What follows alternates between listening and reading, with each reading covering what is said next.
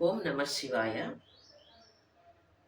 ఆనందామృతపూరిత హరసదాంభోజాలవాలోద్యత స్థైర్యోపజ్ఞముపేత్య భక్తిలతికా సాకోపశాఖాన్విత ఉచ్ఛైర్మానసకాయమానపటలీమాక్రమ్య నిష్కల్మష నిత్యాభీష్టఫలప్రదా భవతు మే సత్కర్మ సంవర్ధితా.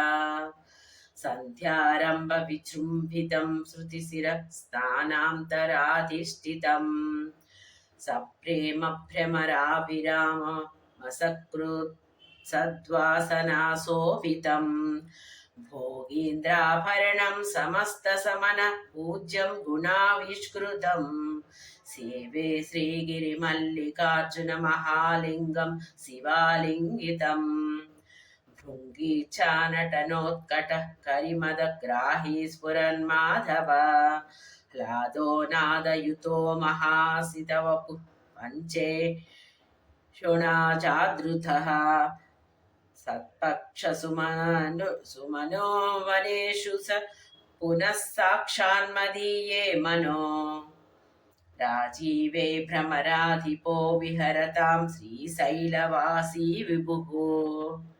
ఓం నమ శివాయ.